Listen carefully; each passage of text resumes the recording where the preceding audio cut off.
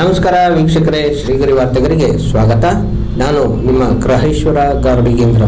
ದಿನಾಂಕ ಏಪ್ರಿಲ್ 12, 2026ರಂದು ವಿನೂತನ ಚಳುವಳಿಗೆ ಹೆಸರಾದ ಕನ್ನಡ ಚಳುವಳಿ ವಾಟಾಳ್ ಪಕ್ಷದ ಅಧ್ಯಕ್ಷರಾದ ಶ್ರೀ ವಾಟಾಳ್ ನಾಗರಾಜ್ ರವರ ನೇತೃತ್ವದಲ್ಲಿ ಆಟೋ ಎಲ್ಪಿಜಿ ಗ್ಯಾಸ್ಗಾಗಿ ಒತ್ತಾಯಿಸಿ ಮೈಸೂರಿನ ಆರ್ಗೇಟ್ ಬಳಿ ಟಾಂಗಾದಲ್ಲಿ ಆಟೋ ರಿಕ್ಷಾ ಎಳೆದುಕೊಂಡು ಹೋಗುವ ಮೂಲಕ ವಿನೂತನ ಚಳುವಳಿಯನ್ನು ನಡೆಸಲಾಯಿತು.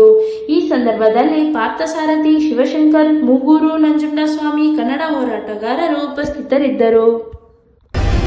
ಎಲ್ಪಿಜಿ ಹಾಹಾಕಾರ, ಗ್ಯಾಸ್ ಹಾಹಾಕಾರ,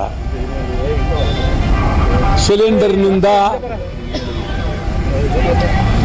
ಕರ್ನಾಟಕ ರಾಜ್ಯಾದ್ಯಂತ ಬಹುತೇಕ ಹೋಟೆಲ್ಗಳು ಮುಚ್ಚಿದೆ. ಹೋಟೆಲ್ನೇ ನಂಬಿ ಊಟ ತಿಂಡಿ ಮಾಡ್ತಿದ್ದಂಥ ಸಾವಿರಾರು ಜನ ನೋವಿನಲ್ಲಿದ್ದಾರೆ. ಸೌದೆ ಊಟ, ಕೆಲವು ತಿಂಡಿ ಮಾತ್ರ ಬೇಯಿಸ್ಬೋದು. ವೆಜ್ಜು, ನಾನ್ ವೆಜ್ಜು, ಇದರಲ್ಲಿ ಗ್ಯಾಸ್ನಲ್ಲಿ ಬೇಯಿಸಿದ್ರೆ ಮಾತ್ರ ಉತ್ತಮವಾದಂಥ ರುಚಿ ಬರುತ್ತೆ ಅನ್ನೋದು ಇರ್ತಕ್ಕಂಥದ್ದು. ಅವರಿಗೆ ಗ್ಯಾಸ್ ಸಿಗ್ತಾ ಇಲ್ಲ, ಖಂಡಿತ ಸಿಗ್ತಾ ಇಲ್ಲ. ಬಹಳ ಕಡಿಮೆ, ಬಹಳ ಶೂನ್ಯ, ಝೀರೋ ಇದರಲ್ಲಿ ಕೊಡ್ತಾ ಇದ್ದಾರೆ. ಇಡೀ ಕರ್ನಾಟಕದ ಹೋಟೆಲ್ ಮಾಲೀಕರು ನೋವಿನಲ್ಲಿದ್ದಾರೆ. ಇದು ಗಂಭೀರವಾದಂಥ ಪರಿಸ್ಥಿತಿ. ಇದರಿಂದ ಲಕ್ಷಾಂತರ ಸಾವಿರ ಕೋಟಿ ರೂಪಾಯಿ ನಷ್ಟ ಆಗಿದೆ. ಸರ್ಕಾರಕ್ಕೆ ತೆರಿಗೆ ನಷ್ಟ ಆಗಿದೆ. ಹೋಟೆಲ್ ಮಾಲೀಕರಿಗೆ ಬರ್ತಕ್ಕಂಥ ಹಣ ಬರ್ತಾ ಇಲ್ಲ, ಬಾಡಿಗೆ ಕಟ್ಟಕ್ಕಾಗ್ತಾ ಇಲ್ಲ, ಕಾರ್ಮಿಕರಿಗೆ ಸಂಬಳ ಕೊಡಕ್ಕಾಗ್ತಾ ಇಲ್ಲ. ಈ ಪರಿಸ್ಥಿತಿಯಲ್ಲಿ ಕರ್ನಾಟಕದ ಹೋಟೆಲ್ ಮಾಲೀಕರುಗಳು ಬದುಕ್ತಾ ಇದ್ದಾರೆ. ಇದ್ರ ಜೊತೆಯಲ್ಲಿ ಜನಸಾಮಾನ್ಯರು ಗ್ಯಾಸ್ ಇಲ್ಲದೆ ಅವರು ತೊಂದರೆಯಲ್ಲಿ ಬದುಕ್ತಿದ್ದಾರೆ. ವಾಹನಗಳು ಬಹಳ ತೊಂದರೆ ಪಡ್ತಾ ಇದ್ದಾರೆ. ರಿಕ್ಷಾ ಸುಮಾರು ಕರ್ನಾಟಕದಲ್ಲಿ ಸ್ವಲ್ಪ ಹೆಚ್ಚು ಕಡಿಮೆ ಒಂದು 20 ಲಕ್ಷ ಇಡೀ ರಾಜ್ಯಾದ್ಯಂತ ಇರಬಹುದು. ಅವರು ಚಾಲಕರುಗಳು ನೋವಾಗುತ್ತೆ. ಬಹಳ ಬಡವರು, ನಿರ್ಗತಿಕರು ರಿಕ್ಷಾ ಓಡಿಸಿದ್ರೆ ಮಾತ್ರ ಅವರಿಗೆ ಹಣ ಸಿಗಬೇಕು. ಹಣ ಸಿಕ್ಕಿದರೆ ಊಟ, ಹಣ ಸಿಕ್ಕಿದರೆ ಹಾಲು ಮೊಸರು, ಹಣ ಸಿಕ್ಕಿದರೆ ಮಕ್ಕಳನ್ನು ಓದಿಸ್ತಕ್ಕಂಥದ್ದು. ರಿಕ್ಷಾ ಚಾಲಕರು ಬಹಳ ಕಣ್ಣೀರಿನಲ್ಲಿ ಕೈ ತೊಯ್ತಾ ಇದ್ದಾರೆ. ಸ್ವಲ್ಪ ಹೆಚ್ಚು ಕಡಿಮೆ ಅಮೇರಿಕ, ಇಸ್ರೇಲ್, ಇರಾನ್ ಬೇಜವಾಬ್ದಾರಿಯಿಂದ, ಬುದ್ಧಿ ಇಲ್ಲದೆ, ಟ್ರಂಪ್ ದುರಹಂಕಾರದಿಂದ ಇಡೀ ದೇಶದಲ್ಲಿ ಬರೀ 3 ದೇಶ ಅಲ್ಲ, ಇಸ್ರೇಲು, ಇರಾನ್, ಅಮೇರಿಕ 3 ಅಲ್ಲ, ಈ 3 ದೇಶದಲ್ಲಿ ನಡೆಯುವ ಯುದ್ಧ ಇಡೀ ಪ್ರಪಂಚಕ್ಕೆ ತಲೆನೋವಾಗಿದೆ. ಇಡೀ ಪ್ರಪಂಚವೇ ನೋವಿನಲ್ಲಿದ್ದಾರೆ. ಇಡೀ ಪ್ರಪಂಚದ ಆರ್ಥಿಕ ಪರಿಸ್ಥಿತಿ ಬಿದ್ದು ಹೋಗಿದೆ. ಇದು ಟ್ರಂಪ್ ಹುಡುಗಾಟಕ್ಕೆ ಇದೆಲ್ಲ ನಡೆದಿದೆ. ಮತ್ತು ಕೋಟಿ ಕೋಟಿ ಆಸ್ತಿಗಳು ಇಸ್ರೇಲ್, ಇರಾನ್, ಅಮೆರಿಕ ನಷ್ಟ ಆಗಿದೆ. ಯುನೈಟೆಡ್ ನೇಷನ್ನವರು ಎಷ್ಟು ಕೇಳಿದ್ರು ಕೇಳ್ತಾ ಇಲ್ಲ. ಅಮೆರಿಕಾದವರು ದರ್ಪ ಪಾಳ್ಯಗಾರಿಕೆ ತೋರಿಸ್ತಾ ಇದ್ದಾರೆ.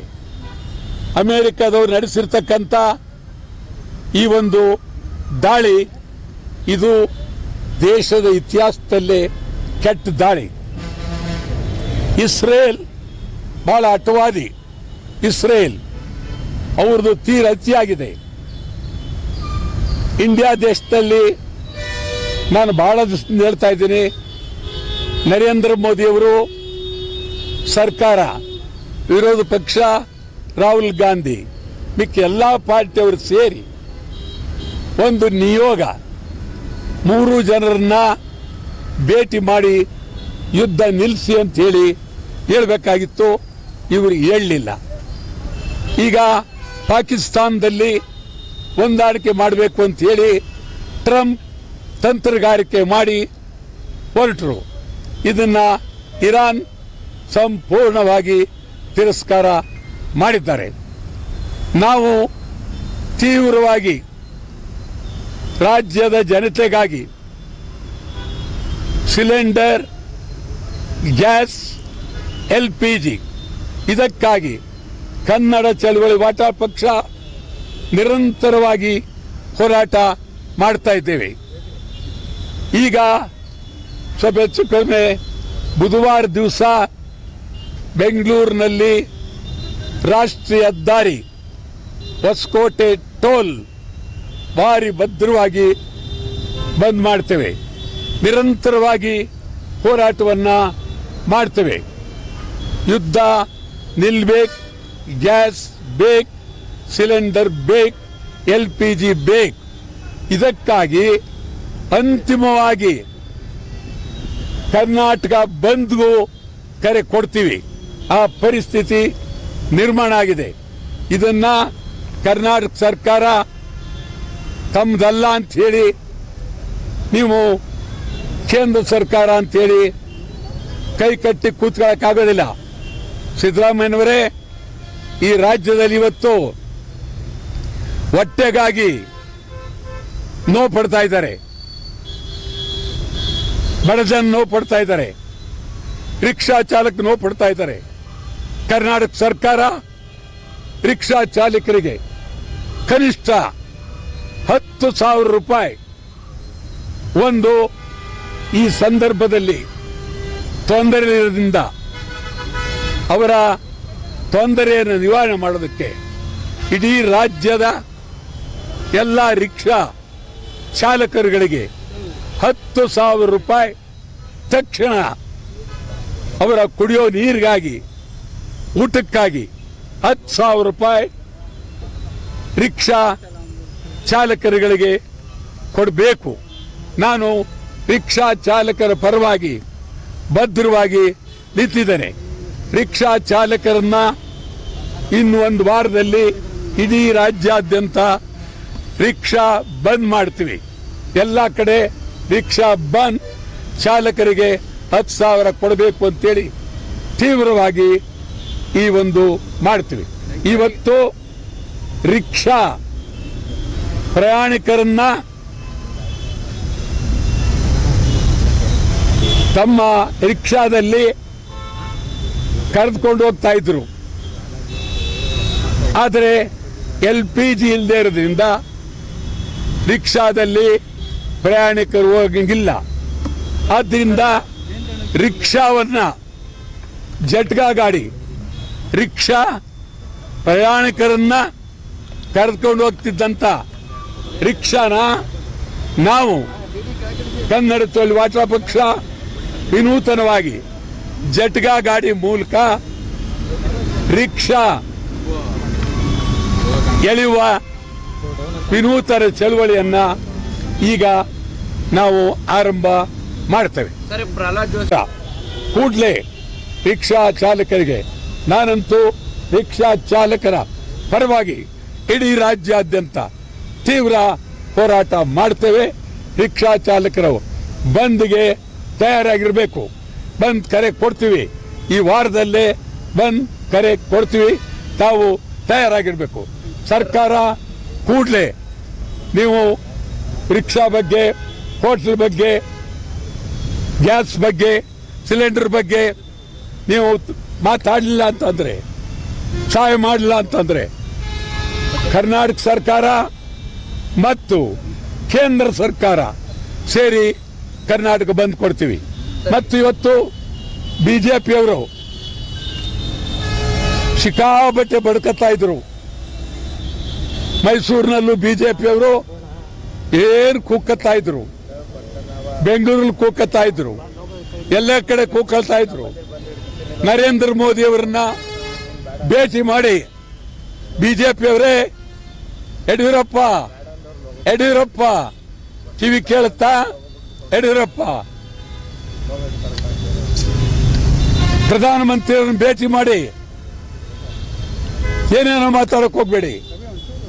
ಪ್ರಧಾನಮಂತ್ರಿಯವರನ್ನ ಭೇಟಿ ಮಾಡಿ ನೀವು LPG ಗ್ಯಾಸ್ ಸಿಲಿಂಡರ್ ಕೊಡಬೇಕು ಅಂತ ಹೇಳಿ ಬಿಜೆಪಿಯವರು ಒತ್ತಾಯ ಮಾಡಿ, ಇಲ್ಲ ಪಾರ್ಲಿಮೆಂಟ್ ಸದಸ್ಯರು ಬಿಜೆಪಿಯವರಾಗ್ಬೋದು, ಕಾಂಗ್ರೆಸ್ನವರಾಗ್ಬೋದು, ಎಲ್ಲ ಪಾರ್ಲಿಮೆಂಟ್ ಸದಸ್ಯರು ನಿಮಗೆ ಗೌರವ ಇದ್ರೆ, ಮನ ಮರ್ಯಾದೆ ಇದ್ರೆ ಕೂಡಲೇ ರಾಜೀನಾಮೆ ಕೊಡಿ, ಕೂಡಲೇ ರಾಜೀನಾಮೆ ಕೊಡಿ.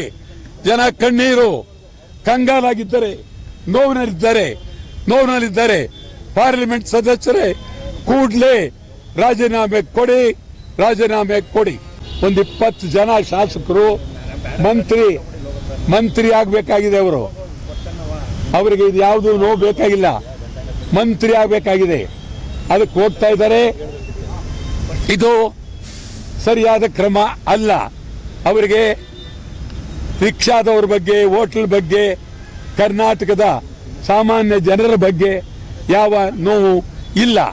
ಆದ್ರಿಂದ ಸಿದ್ದರಾಮಯ್ಯನವರೇ, ನಿಮಗೆ ಕಿವಿ ಕೇಳುತ್ತಲೂ ಗೊತ್ತಿಲ್ಲ. ಸಿದ್ದರಾಮಯ್ಯನವರೇ, ರಿಕ್ಷಾ ಚಾಲಕರು ನೋಡಿ, ಸಿದ್ದರಾಮಯ್ಯನವರೇ ಹೋಟ್ಲುಗಳು ನೋಡಿ, ನರೇಂದ್ರ ಮೋದಿ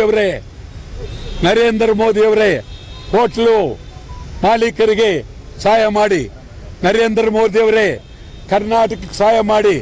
ನರೇಂದ್ರ ಮೋದಿ ಅವರೇ ಬರೀ ಚುನಾವಣೆಯಲ್ಲಿ ಟ್ರಿಕ್ ಮಾಡಿ ಗೆಲ್ಲೋದೆಂಗೆ ಮಾಡೋದೆಂಗೆ ಅಂತ ಬಿಟ್ಬಿಡಿ. ಈಗ ಜನರ ನೋವನ್ನ ನೋಡ್ಬೇಕು. ನರೇಂದ್ರ ಮೋದಿ ಅವರೇ, ಪಾಟಾಳ್ ಪಕ್ಷ ನಿಮಗೆ ಕೂಗ್ತೀವಿ. ನರೇಂದ್ರ ಮೋದಿ ಅವರೇ ನೋಡಿ, ಜನರ ಕಷ್ಟ ನೋಡಿ, ರಿಕ್ಷಾ ಕಷ್ಟ ನೋಡಿ, ಡೀಸೆಲ್ ಕೊಡಿ. ಡೀಸೆಲ್ ಬೆಲೆ ಏರಿಸಿದಿರಿ, ಪೆಟ್ರೋಲ್ ಬೆಲೆ ಏರಿಸಿದಿರಿ. ಇಡೀ ಕರ್ನಾಟಕದ ಜನ, ದೇಶದ ಜನ ನರಕದಲ್ಲಿ ಬದುಕ್ತಾ ಇದ್ದಾರೆ. ಕನ್ನಡ ಚಳವಳಿ ಪಕ್ಷ ತೀವ್ರ ಹೋರಾಟ ರಾಜ್ಯಾದ್ಯಂತ ಮಾಡ್ತೇವೆ. ಮತ್ತೆ ಮುಂದಿನ ವಾರ್ತೆಗರಿಯಲ್ಲಿ ಭೇಟಿಯಾಗೋಣ. ಶ್ರೀಗರಿ, ನಿಮ್ಮ ಮನದಾಳದ ಗರಿ. ನಮಸ್ಕಾರ.